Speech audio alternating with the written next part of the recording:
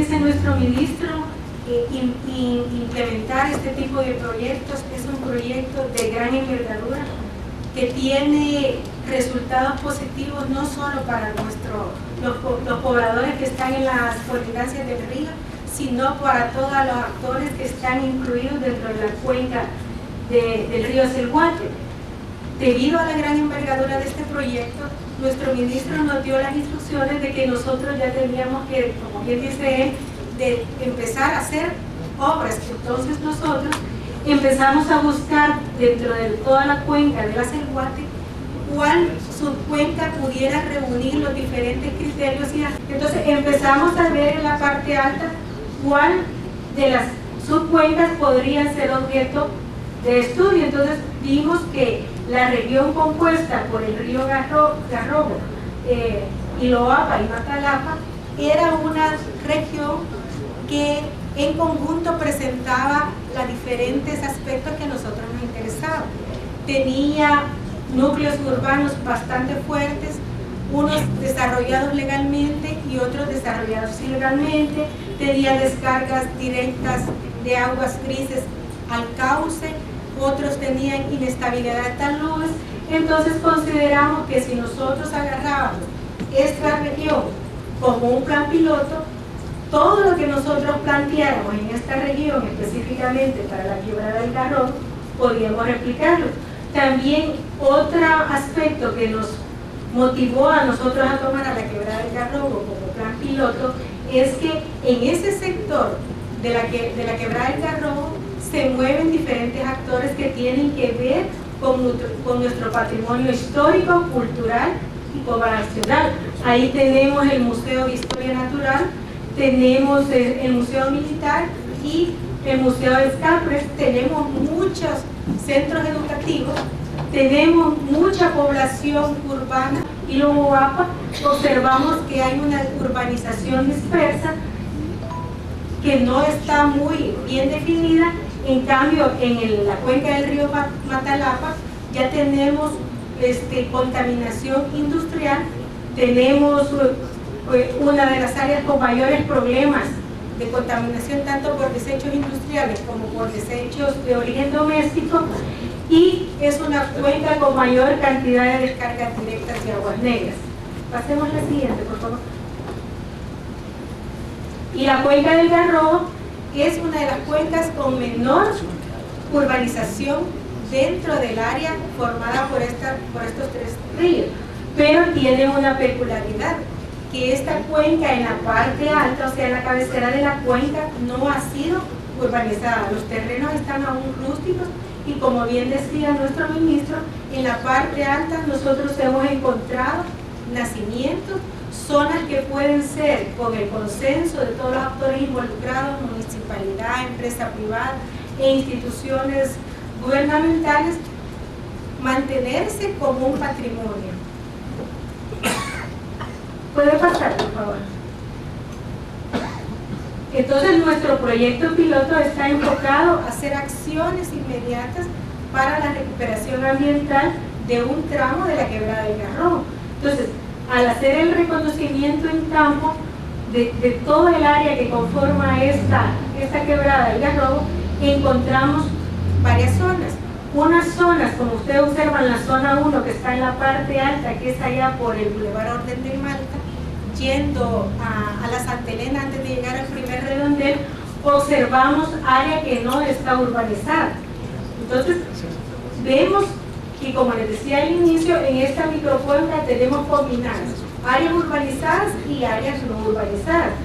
En el área 4 y 2 vemos que son ya áreas que están densamente urbanizadas, ya sea por desarrollos formales como la cima, parte de la cima 1, y desarrollos informales como Brisas de Candelaria, que es una notificación ilegal que está en colindancia de uno de los frentes de la quebrada, que no tienen mayores sistemas de drenaje de aguas lluvias ni de drenaje de aguas grises, y que la pierden directamente a la quebrada.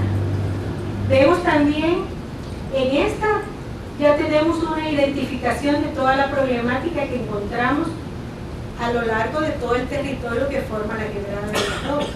Hay unos sectores que están con alta contaminación de agua por desechos sólidos. Hay otros sectores que están con alto riesgo porque tienen laderas inestables, más que todo cuando estamos en colindancia de aquellos asentamientos habitacionales que fueron desarrollados sin ningún ordenamiento, sin ninguna normativa, que se han llegado a asentar a la orilla de la quebrada. También observamos alta degradación de los márgenes. ¿Por qué observamos esa alta degradación de los márgenes? Porque generalmente todos los asentamientos, sus aguas escurren por la calle y van directamente a la quebrada, y estas descargas directas van minando los taludes naturales de la quebrada, provocando degradación. Además encontramos puntos con alta contaminación por desechos sólidos, porque la gente se acostumbra a ir acumulando la basura. Si bien es cierto que ahí pasa en algunos sectores el camión recolector de basura, pero siempre la población tiene la costumbre de tirar la basura a las quebradas. Pase la siguiente, por favor. En esta diapositiva podemos observar la problemática encontrada en la quebrada del Garrobo. En la fotografía de la izquierda vemos las descargas directas de agua grises, compuesta más que todo por agua de baños, agua de cocina. En la otra fotografía podemos ver desechos sólidos, y la otra, la inestabilidad de las laderas que forman la quebrada y Garrobo. Bien. Aquí también vemos que se acentúa más el problema por una falta de estabilidad en los taludes naturales de la quebrada. O sea que ahí nosotros hemos encontrado que uno de los mayores problemas que tiene la quebrada en su parte alta es, además de la contaminación por aguas servidas, es la degradación que está teniendo el suelo de las márgenes de los ríos, porque se dejó en desuso. Recordemos que la parte alta antes se dedicaba más que todo a cafetales, y eso con la urbanización se ha venido dejando en el olvido. Entonces eso ha contribuido a que los suelos se vengan degradando. Entonces nuestra propuesta de intervención en este plan piloto está girando alrededor de cuatro ejes de intervención que hemos llamado: un eje de intervención de reducción de riesgos, un eje de restauración ambiental, un eje de revalorización urbano-paisajístico y un eje de educación ambiental. Y consideramos nosotros que esta propuesta de intervención en el largo plazo, a medida que se vayan incorporando nuevos actores en esta iniciativa, se pueden ir replicando a lo largo de todo el río. ¿Qué es lo que consideramos dentro del eje de reducción de riesgo? Con esto lo que perseguimos es reducir los riesgos generados por el desequilibrio del escurrimiento superficial, como es lo que les mencionaba, más que todo en las laderas. Este eje lleva una serie de acciones que pretenden mitigar esos riesgos, como serían estabilización de taludes y laderas, para evitar esos deslizamientos así eminentes que tenemos por una degradación seria que hay en la mayoría de márgenes de esta quebrada. También esto nos permitiría disminuir el riesgo ante inundaciones. Y también este eje lleva incorporado algunas acciones de ordenamiento territorial.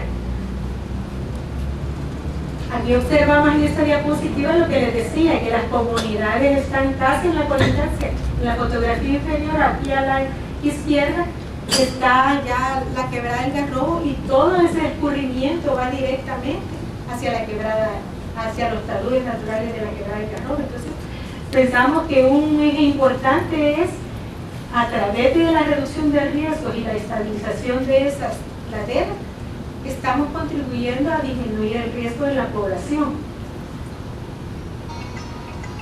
También para la reducción de riesgos a desastres en este sector de la quebrada del Garrobo, proponemos implementar proyectos de recolección de las aguas fluviales, como es en el caso de la lotificación Brisas de Candelaria, que todo el escurrimiento es superficial, corre directamente sobre las calles hasta la quebrada. Entonces ahí pensamos proponer que se haga un proyecto de canalización de las aguas lluvias y de estabilización de laderas, utilizando bioingeniería. Otro eje es la restauración ambiental. Creo que es también uno de los ejes más importantes de nuestra propuesta, porque esto va a permitir que nosotros regeneremos el bosque natural de las laderas, que es lo que le llamamos bosques de galería, a través de la implementación de nuevas técnicas para reforestar los taludes. Estas acciones, este objetivo va acompañado de varias acciones, como el saneamiento de afloramientos y de cauces, porque eso nos va a permitir que el agua que naturalmente escurra no tenga obstáculos, no se empoce y no nos genere focos de infección. También eso nos va a permitir proteger los suelos de las laderas ante la degradación ambiental, porque si nosotros no implementamos estas acciones en el corto plazo, vamos a ir degradando más y más el suelo. Y también a través del manejo de las aguas servidas, que son las descargas directas las que más problemas hacen en las laderas de los taludes naturales de los quebrados. Aquí vemos que nosotros, dentro de la restauración ambiental, podemos implementar algunos proyectos, como sería el tratamiento de domiciliar de las aguas grises. Si bien es cierto, los asentamientos que están dentro del territorio que conforma la quebrada del Garrobo tienen algunas de ellas servicios domiciliares de aguas negras, pero la mayoría no tienen servicio canalizado a las aguas servidas, no que escurren directamente. Entonces, una forma de mitigar estos sería a través de la implementación de tratamientos domiciliarios o tratamientos biológicos, como el que se muestra ahí, utilizando plantas, que eso ya se ha tenido experiencias que en cada casa hacerle su tratamiento específico para que cada propietario de la vivienda se haga el responsable de darle mantenimiento y vele por el buen uso de ese tratamiento domiciliario. También otro de nuestros ejes de nuestra propuesta es la restauración urbana o paisajística, porque si observamos el paisaje del río Acelguate se ha perdido. En antaño cuentan que ahí andaban pececitos y era un río como tal. Hoy nuestro río Acelguate prácticamente es una cloaca. Entonces nosotros con esta pequeña intervención estamos tratando de dar la pauta para que todos los actores involucrados nos retomen y poder en el corto o largo plazo tener un río nuevamente. Entonces nosotros también queremos rescatar la parte paisajística y eso trae un beneficio ¿para quién? Para las comunidades colindantes, porque todos esos taludes, una vez que estén bien vegetados y perfilados, se pueden también utilizar como pequeños espacios de ocio y se adecúen para las poblaciones que están colindantes. Entonces también va incorporado entre nuestra propuesta la restauración urbana paisajística del tramo de la quebrada del Garrobo. Entonces, ¿qué estamos pensando nosotros como obras públicas desarrollar ahí? Desarrollar un mirador en el cual la gente pueda llegar a ver los nacimientos, darle vida a esa área que está abandonada, porque si van ustedes ahorita está lleno de basura, esos afloramientos de agua están llenos de basura, materiales de ripio, está todo sucio. Entonces pensamos que esa parte se puede recuperar, pero para hacer esta recuperación tendría que ser un esfuerzo también público-privado, porque bien lo decía el licenciado Menéndez y mi ministro, muchos de estos terrenos son privados. Entonces aquí interviene también la municipalidad, el gobierno central, la empresa privada, porque esta es una iniciativa, no es de una institución, esta es una iniciativa de país que todas la debemos de retomar para que esto pueda caminar. Entonces la idea de ese monumento es como darle un lugar de ocio y esparcimiento a nuestra población para que este proyecto pueda ser retomado. Consideramos que la intervención que el MOC haría sería, si la comparamos con los 700 kilómetros cuadrados que tiene la cuenca del río Acelguate, podemos decir que es ínfimo, pero si la vemos como el entorno que tenemos ahí y el impacto que va a tener sobre nuestra población, consideramos que va a ser un banderillazo de salida muy fuerte y que va a dar ánimo para que tanto que la empresa privada como la ciudadanía y el gobierno central lo retomen y en el corto plazo podamos decir que logramos la meta.